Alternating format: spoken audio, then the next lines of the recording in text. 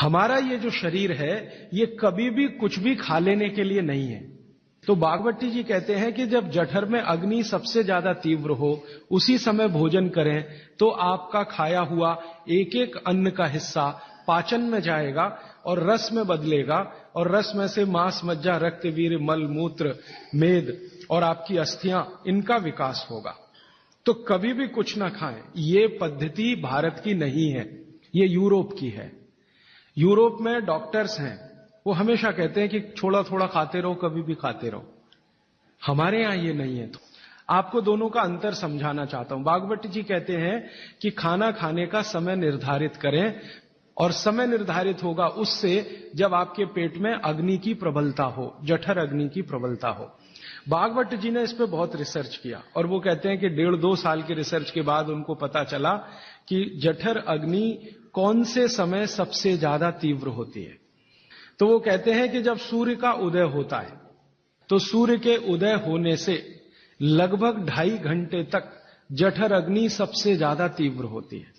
तो बागवती जी कहते हैं कि इस समय सबसे ज्यादा भोजन करें। वो तो एक जगह यहां तक कह देते हैं कि आप अगर संभव हो तो 9:30 बजे के अंदर ही लंच करें, माने ब्रेकफास्ट गायब।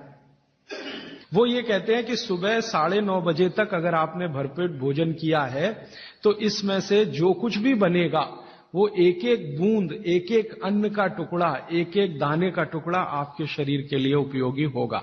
जठर अग्नि के काम करने का सबसे अच्छा समय है 7 से 9:30, सूर्योदय से 2.5 घंटे तक। तो आप भरपेट खाना खाइए। हैवियर से हैवियर होना चाहिए, भारी से भारी।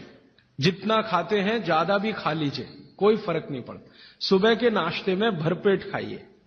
फिर वो कहते हैं दोपहर का भोजन अगर आप कर रहे हैं तो इसको थोड़ा कम करिए नाश्ते से। अब सीधे से मैं कहता हूं, अगर आप सवेरे 6 रोटी खाते हैं तो दोपहर को 4 ले लीजिए और शाम को 2 ले। आपको जो ज्यादा अच्छा लगता है खाने में, मैं आपको एक वाक्य में कहता हूं, जो चीज सबसे ज्यादा पसंद है वो सुबह खाओ।